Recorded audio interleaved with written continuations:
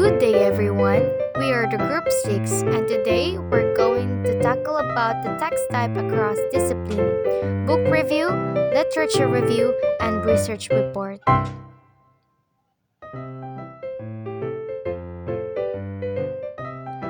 So, what is book review? Book reviews found across various disciplines serve as critical evaluation of literary works. In literature, they analyze themes, characters, and writing style. In academic fields, reviews assesses a book contribution to scholarship, methodology, and relevance to define. They often include summaries, critiques, and recommendations for further reading. And these are the following components of a book review.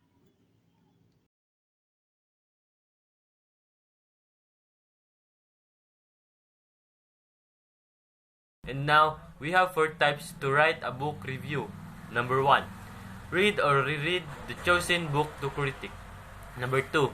Give the concise summary of the content focusing on overall perspective, relevant description, major arguments, and even primary purpose of the book. Number 3. Present your critical assessment by the content by mentioning noteworthy ideas, relevant issues touched, and personal reaction to the work. Number 4. Conclude it by giving suggestion whether or not audience would appreciate it. Example, urban planning and architecture and the use of the critical path method. The purpose of this book is to clearly indicate by illustrated example how the critical path method can be used as a planning tool in architecture and urban design. In the beginning chapters, the reader is introduced to the element of a critical path method system, experiencing the basic planning procedures in a meaningful way. Essentially, critical path method as a planning tool is concerned with time ascribed activities which are assembled in a logical arrangement to construct a network. In this manner, the planner is compelled to think about all the activities comprised in a comprehensive plan.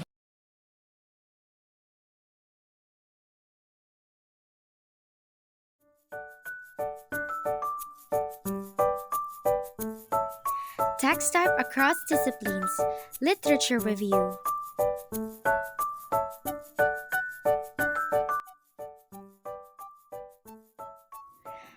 A literature review is a written compilation of journal articles, books, and other documents that explains the historical and current state of knowledge on the subject of your research report.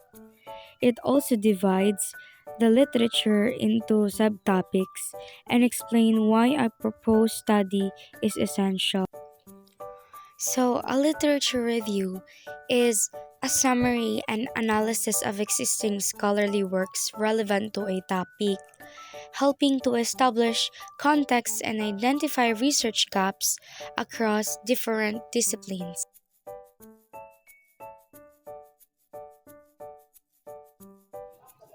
In addition, literature review helped us to understand what's already been researched and what questions still need to be answered. It's like laying the groundwork for our own research by seeing what others have already discovered, like reading bunch of scholarly articles and books related to our topic. And also, conducting a literature review, it helps us um, or improve us our research skills. So here are the 5 steps in conducting a literature review.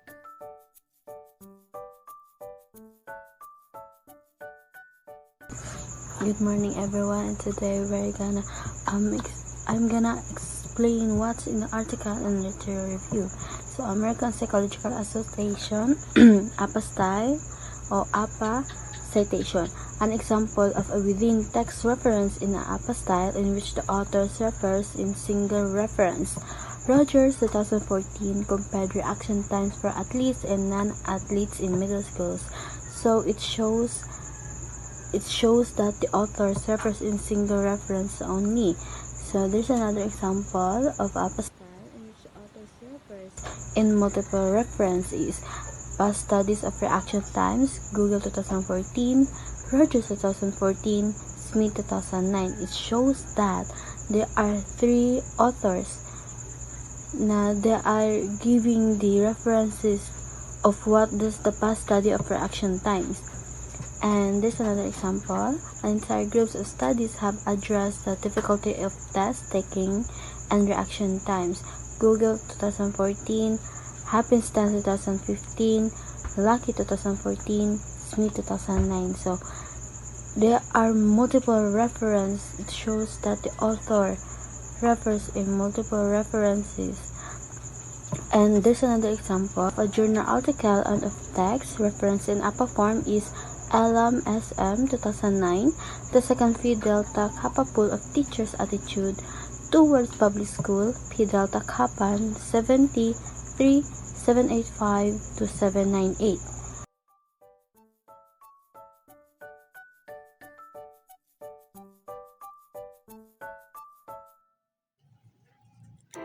Text type across disciplines.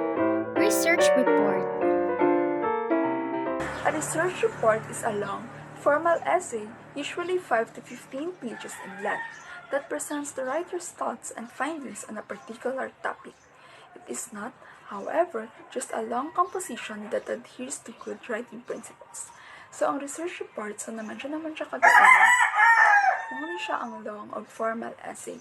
Usually, nag-include siya of 5 to 15 paragraphs. So, ang research report, ang unudan kay ang thoughts, knowledge, or ang findings sa isang ka-writer on a particular topic. So, there are different components of research report. So, the first one is title. It represents the project's content and focus as outlined in the study. It should also be as short as possible, with the most important words intent. So the second one is abstract. It is a summary of the research study and usually consists of 2 to 4 paragraphs of 200 to 300 words each. Consider it an executive and technical overview that condenses the most important aspects of the remaining parts into a few sentences. So, ang abstract, mo ni siya ang summary sa inyong whole study or sa inyong whole research. So, ang abstract nag-include dili ang introduction, body, and conclusion or the result of your study. So, ang abstract usually nag-consist siya o 2 to 4 paragraphs na 200 to 300 words each. So the third one is the introduction. It includes the main question that the researcher is attempting to address, as well as a summary of any applicable literature. The researcher will also provide a reason for why the study is relevant, as well as a hypothesis that attempts to address the essential question. Finally, after the research is completed, it should include a summary of the key questions. So the fourth one is methodology. This is the most critical section for two reasons. First, it helps readers to assess the research validity, and the second one is it offers the information that another researcher may use to replicate and verify the result.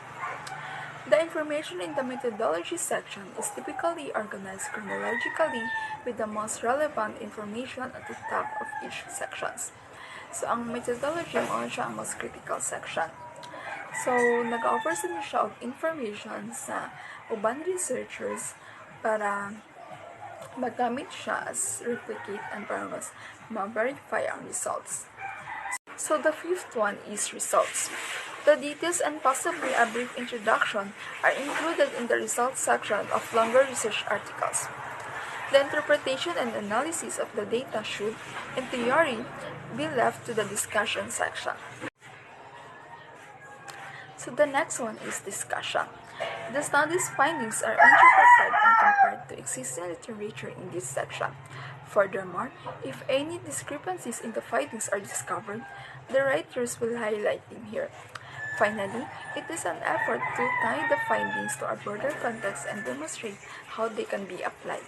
So the last one is references. This section contains a list of all the authors and papers listed in the research report. Any facts, concept, or direct quotation used in the study should be referenced and cited. And that's all for today. Thank you and God bless everyone.